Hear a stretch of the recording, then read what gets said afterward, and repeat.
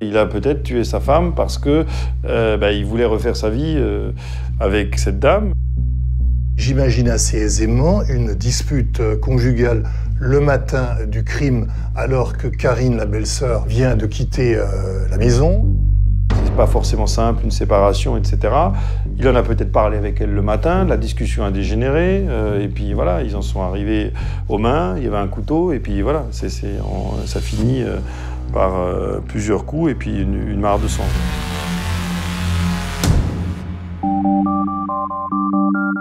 Ilfurt, petite commune de 2500 habitants dans le Haut-Rhin. C'est ici que vivent deux sœurs, Isabelle et Karine, et leur mari. Tous habitent dans cette maison bleue qu'ils appellent la maison du bonheur. Une maison bleue devenue au fil du temps la maison de l'horreur. Autour de nous, tout le monde a peur. Les gens se disent ça pourrait aussi nous arriver à nous. Est-ce qu'il ne nous manipule pas depuis le début? Est-ce qu'il ne nous cache pas des choses? On ne s'imagine pas dans les premières semaines que ça peut être lui. On ne peut pas s'imaginer ça. Il est un peu séducteur, il est peut-être un peu trop pressant. On sait qu'il ne faut pas se frotter à lui.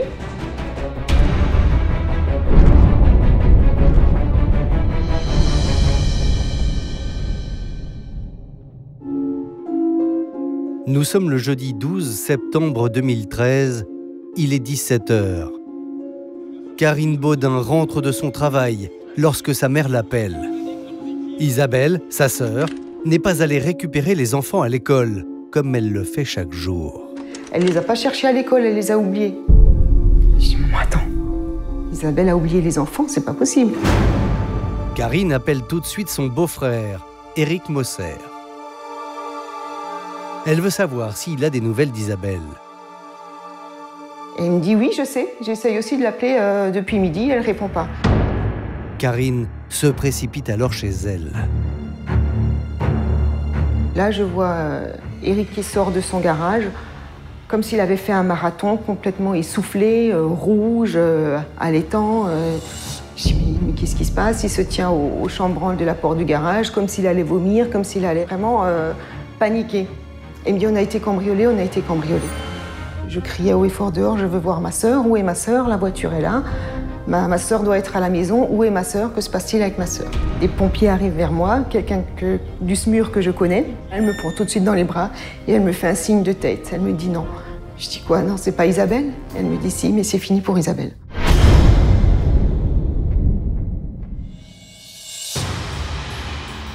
Les gendarmes de la brigade d'Ilfurt inspectent alors la pièce dans laquelle se trouve la victime. Ils font comme tout bon enquêteur, c'est-à-dire on essaie de ne pas polluer la scène.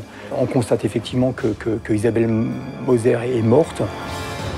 C'est une scène de crime particulièrement violente. Elle se trouve donc dans la pièce principale, elle baigne dans son sang. Les gendarmes font le tour de la maison. Ils voient des affaires éparpillées dans toutes les pièces. Tout laisse penser que le ou les meurtriers d'Isabelle cherchaient quelque chose. Il constate qu'il y a un désordre. On a visiblement fouillé, des affaires ont été déplacées. L'orientation de l'enquête, au début, c'est une orientation vers un cambriolage, et cambriolage qui a mal tourné, puisque cambriolage qui se serait terminé par un homicide. Et puis, il y a un détail qui attire l'attention des gendarmes. Sur un encadrement de porte, il y a effectivement une trace de lutte. Oui. Il y a eu certainement, à un moment-là, un corps à corps. Alors, qu'a-t-il pu se passer dans cette maison? Qui s'en est pris à Isabelle Moser? Pour les gendarmes, c'est le début d'une enquête difficile. D'autant plus que la victime est une mère de famille heureuse et apparemment sans histoire. Isabelle Moser a 41 ans. Elle est mariée à Éric, chauffagiste de métier, depuis plus de 15 ans. Le couple a une petite fille de 6 ans. Et de la vie de tous, cette mère au foyer était une femme certes réservée, mais qui incarnait la bienveillance. C'était pas une personne qui allait au contact. Donc, il fallait aller vers elle pour pouvoir discuter avec elle. Et là, c'est sa gentillesse, sa douceur qui ressortait, sa simplicité. Isabelle était toujours très introvertie, très timide. Je l'ai toujours trouvée très joviale, très gentille, très accueillante. C'était gentillesse, douceur, voilà, c'était... Vous ne pouvez pas lui en vouloir, Isabelle. Vous ne pouvez pas lui en vouloir. Jamais, voilà, jamais un mot au-dessus de l'autre. On peut pas se fâcher avec Isabelle. C'était impossible. Impossible.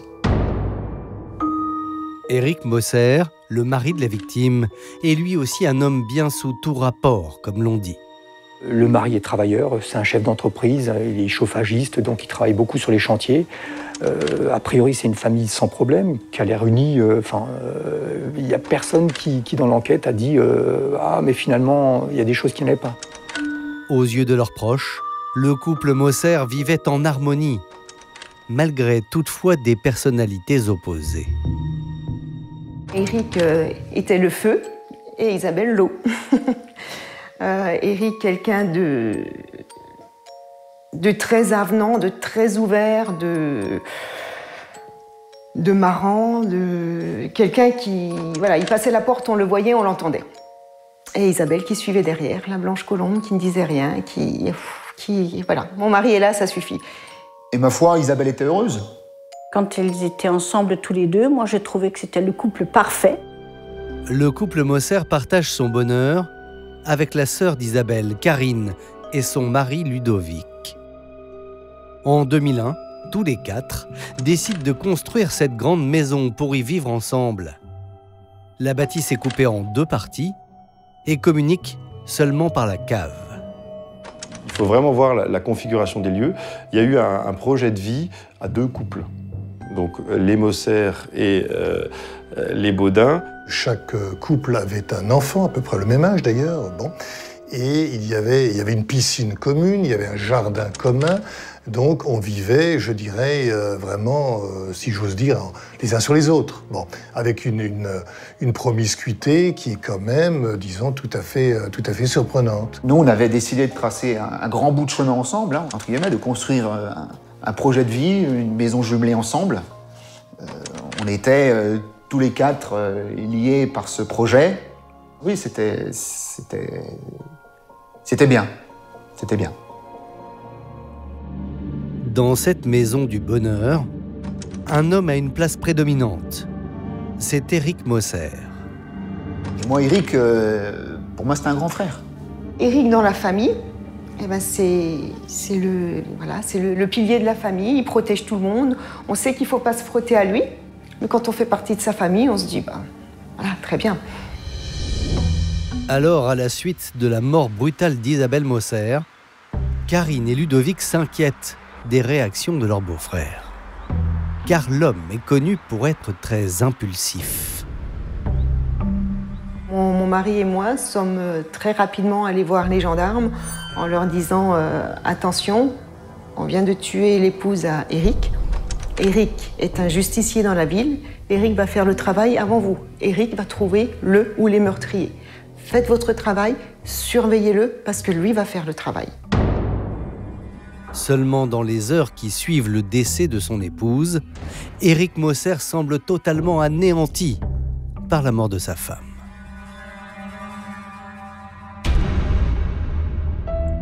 Afin d'en savoir davantage sur les circonstances du meurtre, le corps d'Isabelle Moser est transporté à l'Institut médico-légal de Strasbourg pour y être autopsié. Et le légiste semble étonné par le mode opératoire du crime. Elle a été lardée de coups de couteau, 8 coups de couteau, un couteau a priori, un couteau de cuisine avec une lame longue de 15 cm. La femme a été poignardée à 7 reprises dans le dos et 1 fois au niveau du thorax. Le médecin légiste constate que l'auteur a fait des sortes de va-et-vient à l'intérieur de la plaie sans ressortir son couteau. Donc c'est assez particulier comme mode opératoire criminel. C'est un saignement important au niveau des poumons qui a entraîné l'arrêt cardiaque, tout simplement. Il sera établi par le médecin légiste que l'agonie d'Isabelle Moser a duré environ 4 ou 5 minutes. Et ce n'est pas tout. Le médecin légiste révèle que la victime ne s'est pas défendue. Elle aurait donc été poignardée par surprise. Mais l'autopsie laisse tout de même une zone d'ombre sur un élément essentiel. Car le médecin légiste ne parvient pas à déterminer précisément l'heure de la mort. Selon son rapport, le meurtre a pu se dérouler entre 7h40 et 14h12. Le moment où la température du corps a été prise et les conditions dans lesquelles cette température a été prise ne permet pas de donner une heure précise. Ça ne donne qu'une fourchette. Donc c'est entre le moment où quelqu'un l'a vue vivante et le début ou le milieu de l'après-midi où elle a été retrouvée. Donc il n'est pas possible de dater plus précisément. Sans heure certaine de la mort, l'enquête s'annonce compliquée. Les gendarmes décident alors de creuser l'emploi du temps de la victime.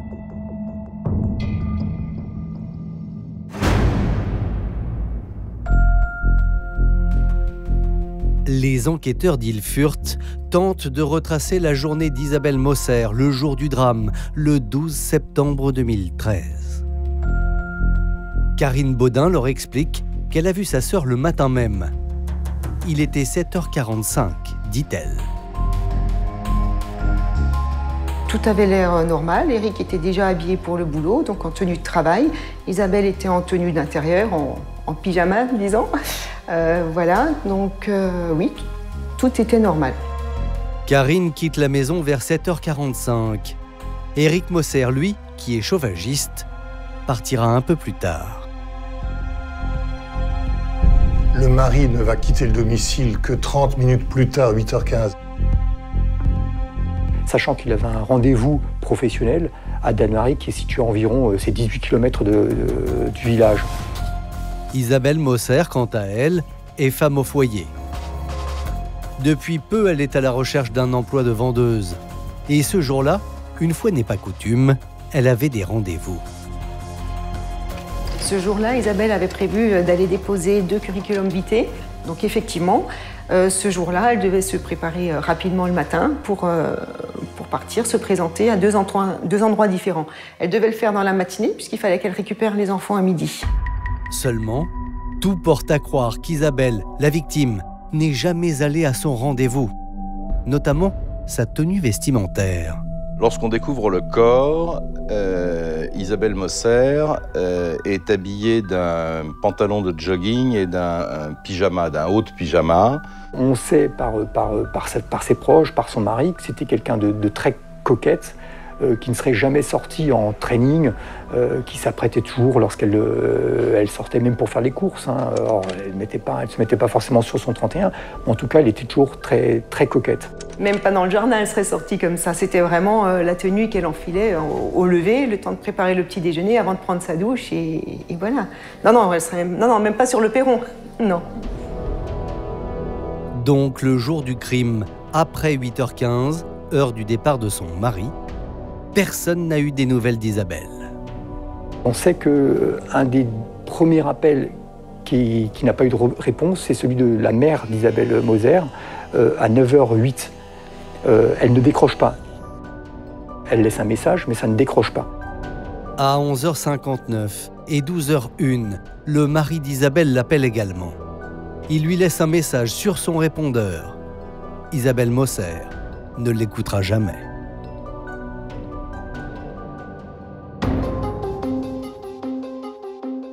Mais alors, qui est venu tuer Isabelle Moser en ce début de matinée de septembre à Ilfurt? L'enquête ne fait que commencer.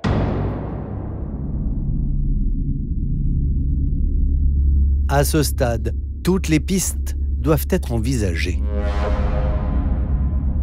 Et les enquêteurs vont commencer par creuser une hypothèse en particulier, celle du cambriolage qui aurait mal tourné. C'est assez particulier, c'est-à-dire on a l'impression que ça a été cambriolé, mais ce n'est pas vraiment un cambriolage, c'est-à-dire c'est un cambriolage très propre. Les photos, elles sont assez parlantes. Il y a un désordre, mais c'est pas non plus un désordre monstrueux. Et quand on fait l'inventaire de ce qui est susceptible d'intéresser des cambrioleurs, eh ben on se rend compte que ce qui devrait les intéresser est toujours là. Quelque chose ne colle pas. Le mari de la victime, Éric Moser, déclare qu'une enveloppe avec 500 € en liquide a disparu. Et Shelley Baudin, la sœur de la victime, explique que rien ne manque. Bizarre. Rien n'a été volé, rien n'a été cassé, rien. Non, non. Mon mari avait même de l'argent sur son bureau qui n'a pas disparu. Les portables étaient là. Non, non, rien n'a été volé chez nous, rien du tout. Sur mon bureau, j'ai des dossiers qui sont par terre.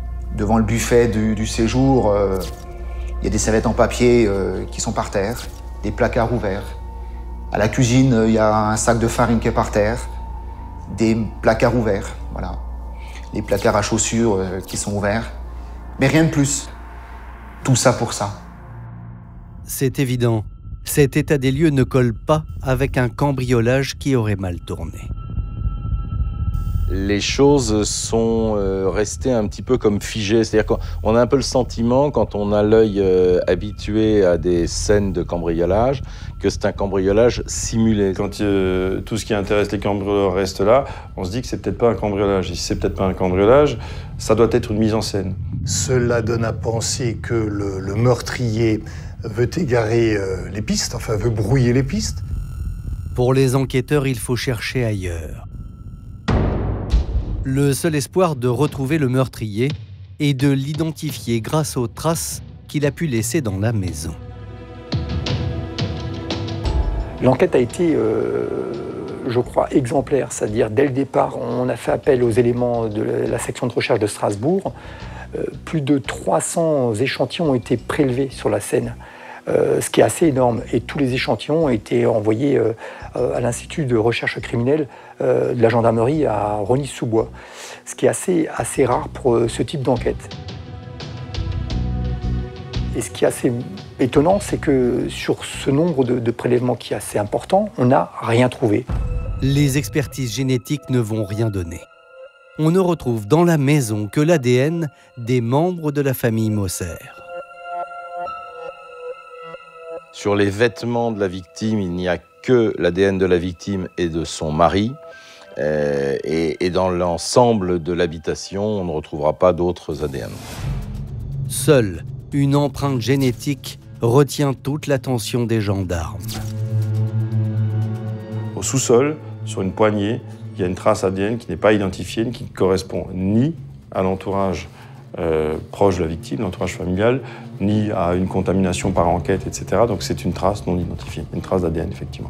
Ils ont fait des prélèvements sur tout, sur les objets, sur les meubles. Rien ne permet de relier cet ADN étranger sur un objet laissé sur cette scène. Et si cet ADN était celui du meurtrier? On n'a pas la démonstration du fait qu'il y aurait une relation de cause à effet entre cette trace génétique non identifiée et la réalisation du crime. Ce sont des spéculations intellectuelles sans aucun intérêt. C'est dommage de ne pas pouvoir identifier cet ADN et ça laisse un sentiment d'une enquête incomplète. Le mystère reste entier, laissant le village d'Ilfurt et ses 2500 habitants dans l'angoisse. Tous craignent que le meurtrier réapparaisse et sévisse à nouveau. Les gens ont commencé à avoir plus peur des cambrioleurs éventuels. On n'est pas habitué à ça dans le village. Tout le monde a peur, tout le monde est très vigilant, installe des alarmes, voilà, fait très attention derrière soi, de bien fermer sa porte, ainsi de suite. Voilà. Isabelle Moser et Madame Tout-le-Monde, et sa disparition dans ces circonstances pour l'instant inconnues crée une sorte de psychose dans le quartier, parce que les gens se disent ça pourrait aussi nous arriver à nous. Mais c'est en entendant les proches de la victime que les gendarmes vont peut-être trouver un élément de réponse. Car Karine Baudin s'est souvenue d'un événement survenu 6 mois plus tôt qui peut laisser penser que sa sœur a été la victime d'une vengeance machiavélique. Entendue dans les locaux de la gendarmerie, Karine Baudin explique qu'elle a été, bien malgré elle, la spectatrice d'un cambriolage qui a eu lieu en face de chez elle. 2 individus se promenaient dans la rue. Je les ai vus dès le matin au lever. Et je voyais que le regard insistait beaucoup sur la maison juste en face de chez nous. Et quelques minutes après, j'ai entendu sonner l'alarme chez la voisine. Karine Baudin alerte immédiatement les gendarmes qui interpellent quelques minutes plus tard 2 hommes en flagrant délit. Les gendarmes sont revenus avec les 2 individus et j'ai dû confirmer leur identité, donc effectivement, ils m'ont vu.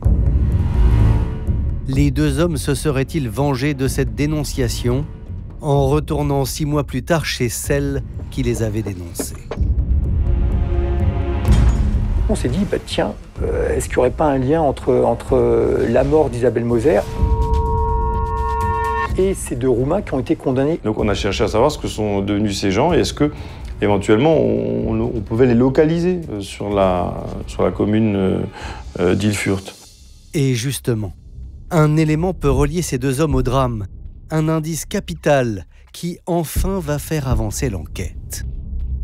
Avant de commettre leur cambriolage, ils avaient passé une nuit dans un hôtel qui avait été réglé par une carte bleue. Or, le 11 septembre 2013, soit la veille de la mort d'Isabelle Moser, la même carte bleue a servi à payer une chambre d'hôtel dans un petit village qui est situé à une vingtaine de kilomètres d'Ilfurt. Seulement, ces investigations ne mènent à rien, car l'enquête va permettre de révéler que la carte bancaire en question aurait été utilisée par un autre homme de la bande. Et surtout, l'un de ces 2 hommes était en détention en Allemagne au moment du meurtre. L'enquête est dans l'impasse, jusqu'à ce qu'un nouveau suspect surgisse dans l'esprit des gendarmes. Une amie d'Isabelle Moser va rapporter que la victime avait eu un rapport compliqué avec un homme en particulier. Un certain Jean-Marc, c'est un ami d'Éric Moser. Un ami qui, effectivement, n'est pas en conflit avec Isabelle, mais on va dire il s'aimait pas trop. C'est quelqu'un qui fréquentait le domicile parce que c'est l'ami du mari, mais Isabelle n'a pas d'atome crochu avec lui. C'était un ami de la famille, ami d'Éric avant tout, mais voilà, Isabelle respectait parce que c'était l'ami d'Éric et Isabelle respectait Éric. Alors, ce Jean-Marc aurait-il pu avoir un comportement inapproprié à l'encontre d'Isabelle Moser? Ce n'est pas impossible. Et voilà pourquoi. Il est un peu séducteur, il est peut-être un peu trop pressant, un peu lourd pour le dire simplement. Et c'est pas son style d'homme. Elle n'apprécie pas vraiment sa compagnie. Lui avait des conquêtes, aimait les femmes, il le disait. Voilà, il était ouvert. Ce n'était pas du tout le style d'homme que ma sœur appréciait. Oui, Isabelle ne l'appréciait pas forcément. Mais bon, la porte était ouverte quand Éric était là. Les gendarmes vont vérifier l'alibi de Jean-Marc le jour du crime. Un alibi qui aujourd'hui encore pose question. Mais les enquêteurs vont vite abandonner cette piste, car un nouvel élément va venir perturber toutes leurs certitudes.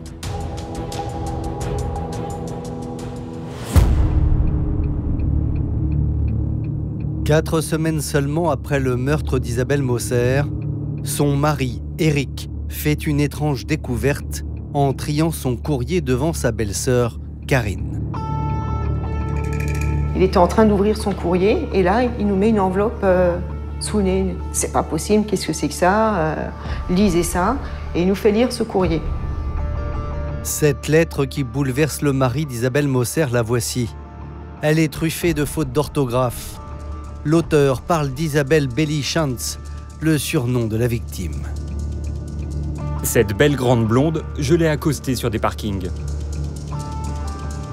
Elle m'a dénigré. Son riche mari est parti toute la journée. Nous aurions eu le temps de faire l'amour. Je ne suis ni con ni fou. Son mari ne la baisera plus.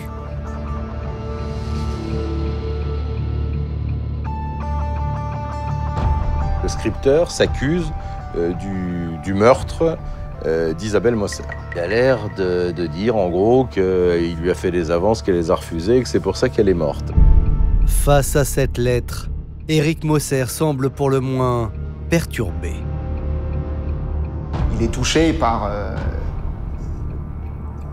cet élément troublant qui arrive là au milieu. Qu'est-ce que c'est que ça encore en plus? Qu'est-ce qu'on vient remuer? Qu'est-ce qu'on vient essayer de faire comprendre? Il est dans un état d'incompréhension. Le veuf cherche immédiatement à identifier ce corbeau.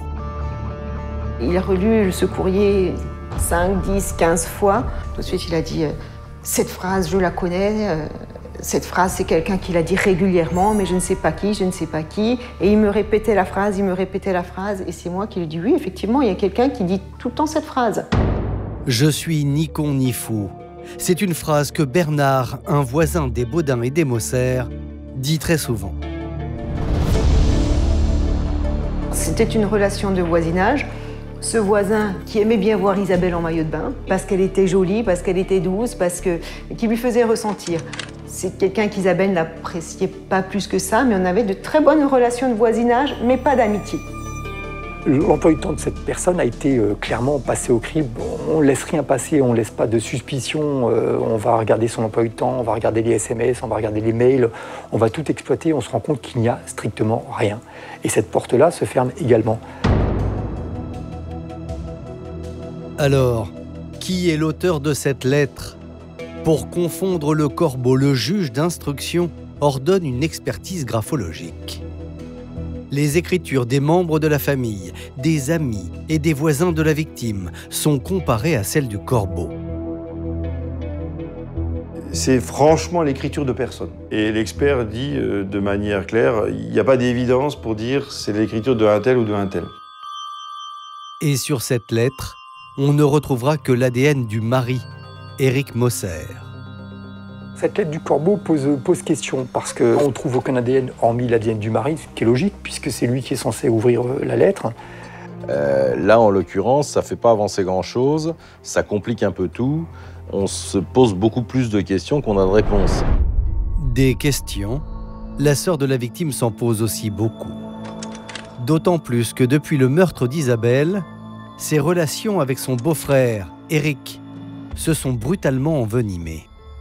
En cause, le comportement du veuf, qui semble s'être un peu trop vite remis du décès de son épouse. Après le décès d'Isabelle, tout a changé. Éric est venu nous dire que la vie doit continuer, qu'il doit aller de l'avant, qu'il a rencontré quelqu'un qu'il est persuadé que c'est Isabelle qui lui a mis sur son chemin, une personne qui ressemble comme 2 gouttes d'eau à Isabelle, la même chevelure blonde, la même finesse qu'Isabelle, la même longueur de jambes qu'Isabelle, le même style de femme qu'Isabelle. Incroyable! À peine quelques semaines après la mort de son épouse, Éric Moser s'est mis en couple avec une nouvelle femme. Et comble du cynisme, le veuf n'a pas déménagé. Cette femme a pris la place d'Isabelle. À la maison, dans le lit d'Isabelle, dans la cuisine d'Isabelle, sur notre terrasse, dans notre piscine commune, il nous l'a imposé. Éric nous a fait comprendre qu'Isabelle ne reviendra pas, qu'elle est morte et enterrée, qu'il faut aller de l'avant, qu'il faut vivre et qu'ils doivent accepter cette nouvelle femme. C'est pas le Éric qu'on connaissait, c'est pas le Éric avec qui on a vécu pendant 10 ans. C'était pas le mari de ma sœur. C'est une nouvelle personne, quelqu'un de froid, d'imposant, de mesquin. Dans les semaines qui ont suivi le crime, Éric Moser a un comportement assez déconcertant. Il paraît totalement peu concerné par le drame. Il paraît non affecté. Et le fait de repartir rapidement dans l'existence avec une nouvelle conquête, avouez que c'est quand même troublant. Les gendarmes s'intéressent de très près à cette nouvelle facette de la personnalité du veuf. Et le moins que l'on puisse dire, c'est que l'homme cachait bien son jeu. Et cela depuis plusieurs dizaines d'années. On se rend compte que Éric Moser, il a une double, une triple, voire plus vie parce que il fréquente d'autres femmes. Il avait sa femme, mais clairement il avait des maîtresses. Pas une maîtresse, mais plusieurs maîtresses. Le mari idéal menait donc une double vie depuis des années. une double vie qu'il avait parfaitement organisée. Il voyait de manière assez régulière ses maîtresses, il organisait tout autour de ça. Il imposait des emplois du temps à ses maîtresses, c'est-à-dire n'avait pas le droit de l'appeler en dehors des heures de travail. Il en voyait une le lundi, il pouvait en voir d'autres le soir, il pouvait partir avec certaines de ses maîtresses le week-end. Tout était très organisé. Les enquêteurs, stupéfaits, découvrent qu'Éric Moser est en réalité un homme volage. Qui plus est, parmi ses conquêtes, une femme semble tenir la corde. C'est en quelque sorte sa préférée. Elle s'appelle Karine. Pour Éric Moser, il ne s'agit pas simplement d'une maîtresse de passage, mais il s'agit de quelqu'un à qui il est attaché profondément, et il s'agit de quelqu'un avec qui Éric Moser voudrait bâtir quelque chose de stable et de solide. C'est un peu la préférée. Et elle a un statut à part des autres. Entendue par les gendarmes, Karine leur parle de son histoire avec Éric Moser. Alors c'est un couple qui est un peu chaotique, c'est-à-dire on est ensemble, on se sépare souvent à l'initiative de la femme. Éric revient toujours, il trouve les arguments, il arrive à la rattraper, ils se remettent ensemble. La jeune femme raconte aux enquêteurs qu'elle s'est disputée avec son amant il y a peu de temps. D'ailleurs, elle se souvient bien de la date. C'était le 11 septembre 2013, la veille de la mort d'Isabelle Moser. Pendant cette dispute qui a été relativement violente, eh bien, la jeune femme donc lui a dit « Maintenant, ça suffit, tu m'as promis 36 000 fois de mettre fin par un divorce à ton mariage, tu me promènes en bateau, tu ne tiens pas tes engagements, tu ne fais pas ce que tu m'as promis de faire, j'en ai par-dessus la tête, maintenant, fini, terminé, rupture ». Donc c'est un élément, lorsque l'épouse est retrouvée malheureusement morte le lendemain, qui interpelle. Ça renforce ce côté un petit peu ambivalent d'Éric Moser, à se demander, mais est-ce qu'il ne nous manipule pas depuis le début? Est-ce qu'il ne nous cache pas des choses? Ça pose question. Alors, tout naturellement, les gendarmes se posent une question. Éric Moser aurait-il pu tuer sa femme suite à cette dispute avec Karine, sa maîtresse? Il a peut-être tué sa femme parce que il voulait refaire sa vie avec cette dame. J'imagine assez aisément une dispute conjugale le matin du crime, alors que Karine, la belle-sœur, vient de quitter la maison. C'est pas forcément simple, une séparation, etc. Il en a peut-être parlé avec elle le matin, la discussion a dégénéré, et puis voilà, ils en sont arrivés aux mains, il y avait un couteau, et puis voilà, ça finit par plusieurs coups et puis une mare de sang. Et ensuite, comme il est quand même intelligent et rusé, il va organiser donc ce simulacre de cambriolage. Pour les enquêteurs, il est urgent de repasser au crible l'emploi du temps d'Éric Moser, le jour du drame. Monsieur Moser dit en substance qu'il quitte le domicile conjugal vers 8h15. Il y a d'ailleurs un témoin qui va le voir dans son véhicule pas très loin du domicile conjugal en train de partir. Il dit qu'il a des visites à faire en tant que chauffagiste.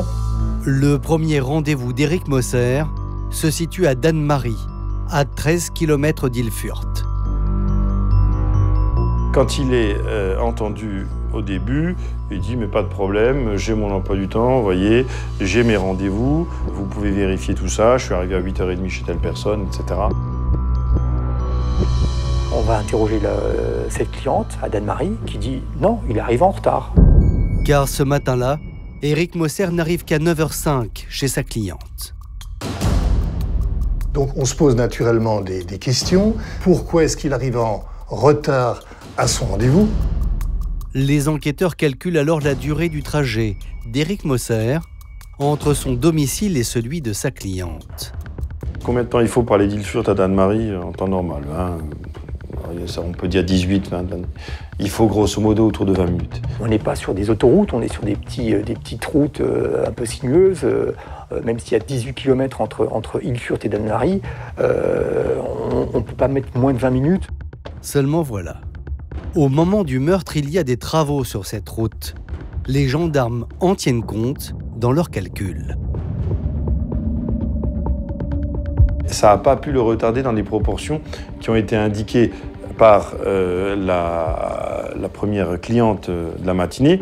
On arrive à 21 minutes, 22 minutes maximum. Éric Moser aurait donc dû arriver au plus tard vers 8h40 chez sa cliente. Or, il n'y est arrivé qu'à 9h05. Il y a un trou clairement de 20 minutes. Et ce trou, on ne peut pas l'expliquer. Il ne peut pas l'expliquer. Et là, ça ouvre la porte à tout. Que se passe-t-il pendant cette demi-heure? Que s'est-il passé? Qu'a-t-il fait ou que n'a-t-il pas fait? Donc voilà les questions qui interrogent ou qui se posent, n'est-ce pas, aux enquêteurs à ce stade de l'enquête. Ça peut laisser le temps de faire des choses. Ça peut laisser le temps de nettoyer la scène, de se laver, de faire disparaître l'arme du crime. Mais ça, c'est des hypothèses. Je veux dire, ça, il faut encore le prouver. Pour la première fois, les gendarmes ont le sentiment d'être sur la bonne piste. Je crois que c'est un ensemble de petites choses qui, mises bout à bout, font que les enquêteurs ont dit ça ne peut être que lui. C'est vraiment l'entonnoir. On a tiré très large et ça s'est rétréci jusqu'à qu'il ne reste plus qu'une personne. Et c'est Éric Moser. Éric Moser devient désormais le suspect numéro 1. Le 18 juin 2014, 9 mois après le meurtre d'Isabelle Moser, son mari est placé en garde à vue. Il est à nouveau entendu sur son emploi du temps le jour du drame.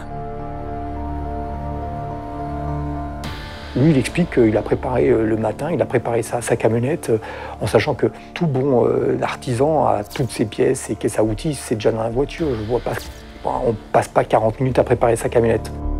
À nouveau interrogé sur la durée de son trajet, le chauffagiste change quelque peu sa version des faits.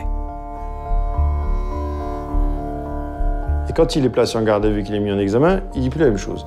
Il dit « Ah mais il y a un problème, il y avait des travaux, je suis arrivé en retard au premier rendez-vous, etc. » Et il met en cause des travaux sur la route en disant « Non, non, j'ai pas mis 20 minutes, j'ai mis 40 minutes. » Selon le suspect, son retard serait donc seulement dû à la circulation. Car Éric Moser le dit haut et fort, il n'a rien à voir avec le meurtre de son épouse. Il a toujours maintenu sa position, il n'a rien à voir avec ce meurtre, il aimait sa femme, et ça n'a rien à voir avec ces histoires d'amour extra-conjugales. Il a décidé de donner une version, de nier toute participation à ce crime, et il va tenir, solide comme le roc, pendant 48 heures, contre vents et marées. Même s'il y a un certain nombre d'éléments contre lui, il ne lâchera rien. L'enquêteur dit « J'ai senti qu'on était peut-être pas loin d'apprendre quelque chose, que parfois il y a des moments humains dans une garde à vue, ça les policiers, les gendarmes le savent mieux que personne, et il était sur le point de leur dire quelque chose. Mais il n'a rien dit, il a toujours dit qu'il était innocent. Si elle avait été choquée de voir Éric Moser très vite refaire sa vie après la mort d'Isabelle, jamais Karine Baudin n'aurait imaginé qu'il soit le meurtrier de sa sœur. Alors quand son avocat lui apprend l'interpellation de son beau-frère, elle tombe des nues. Il me dit Éric Moser a été mis en garde à vue aujourd'hui. Je lui réponds « Mais pourquoi ?» Et il me dit « Mais Madame Baudin, pour le meurtre de votre sœur ?» Je dis « Oui, mais pourquoi lui, il est en garde à vue ?» J'ai pas compris. Je ne le soupçonnais pas. Et il me répond « Mais il est soupçonné d'avoir tué votre sœur. » J'ai dit « Pardon ?» Puis j'ai raccroché. J'ai hurlé, j'ai pleuré, j'ai dit « C'est pas possible. C'est pas possible. » Je venais prendre conscience de quelque chose. Je dis « Non. Jamais je ne l'ai soupçonné. Jamais. Jusqu'à ce jour. » Quand on a vécu 20 ans avec lui et qu'on a vécu tout ce qu'on a vécu, les 4, les 6 ensemble, on ne s'imagine pas que ça peut être lui. On ne peut pas s'imaginer ça. Le 20 juin 2014, après 48 heures de garde à vue, Éric Moser est présenté au juge d'instruction qui lui notifie sa mise en examen pour homicide volontaire.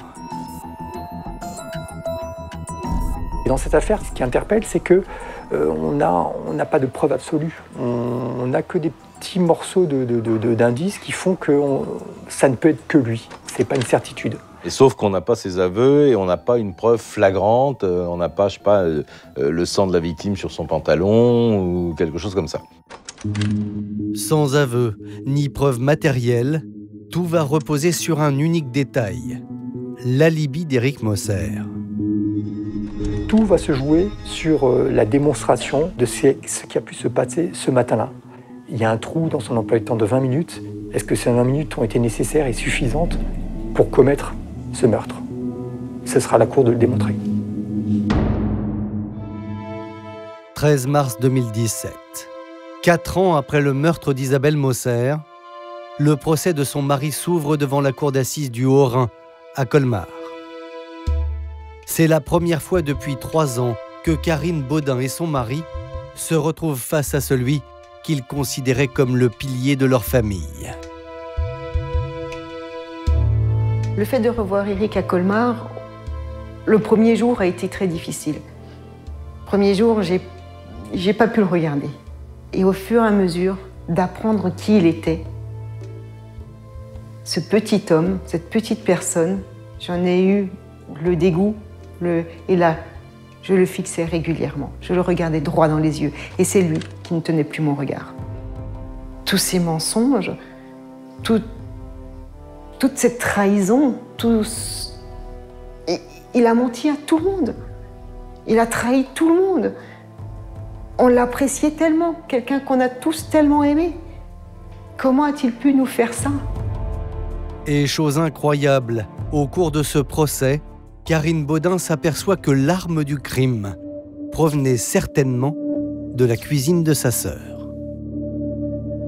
On nous a passé des photos d'intérieur de cuisine chez ma sœur et chez Éric Moser.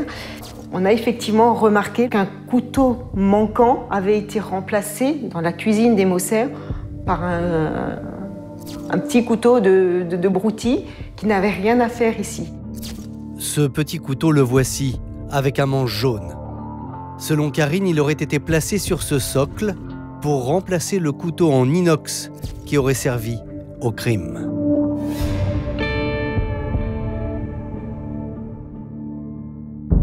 Face aux jurés, Éric Moser clame son innocence, mais les auditions de toutes ses maîtresses ne jouent pas pour lui.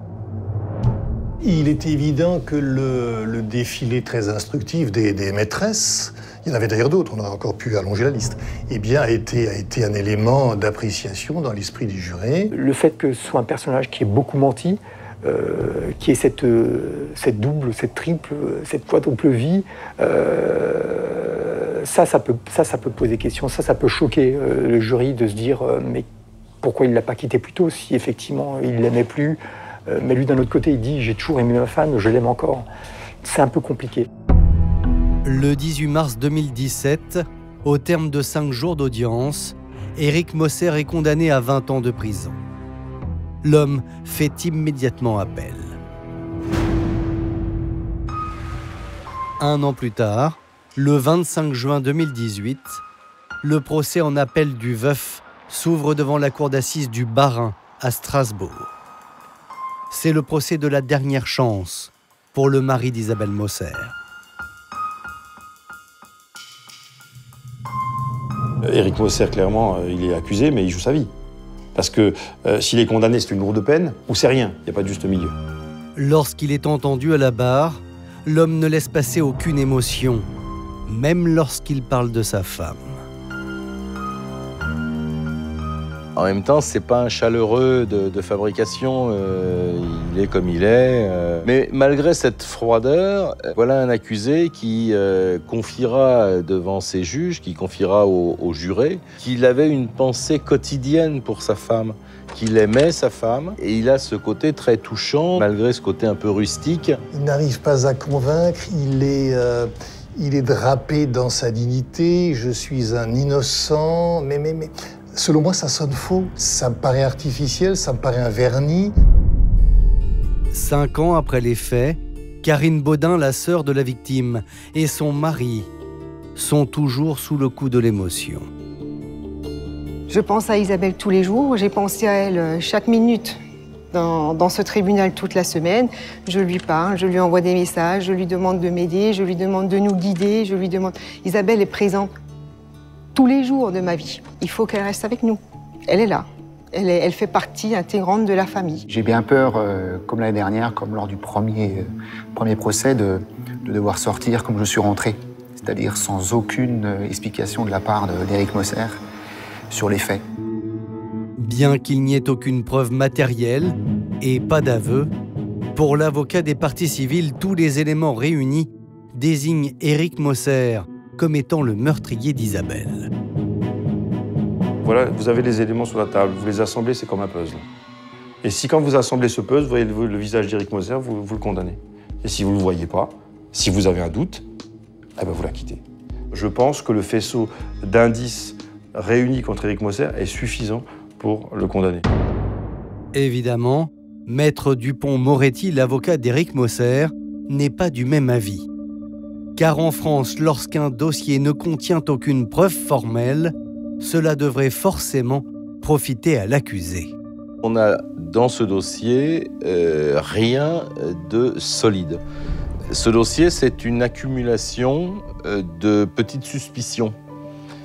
Il a menti, il a des maîtresses, il ne nous a pas dit la vérité.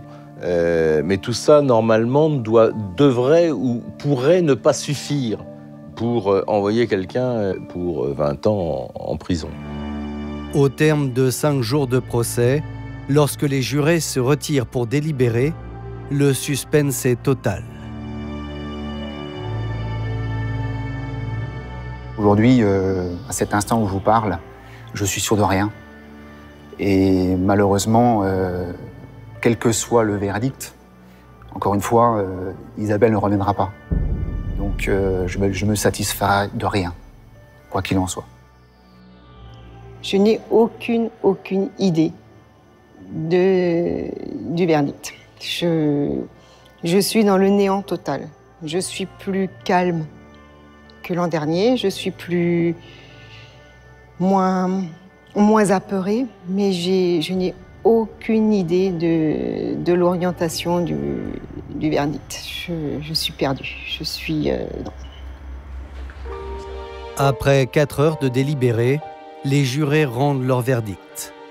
La condamnation est la même qu'en première instance. Éric Moser est condamné à 20 ans de prison. Pour la famille d'Isabelle, cette condamnation est une délivrance. Soulagée. Soulagée pour Clara. Merci papa, merci Isabelle. Enfin, ils peuvent partir en paix. L'avocat d'Éric Moser, Maître Dupont-Moretti, a immédiatement déposé un pourvoi en cassation. Dans l'attente d'un jugement définitif, Éric Moser reste présumé innocent.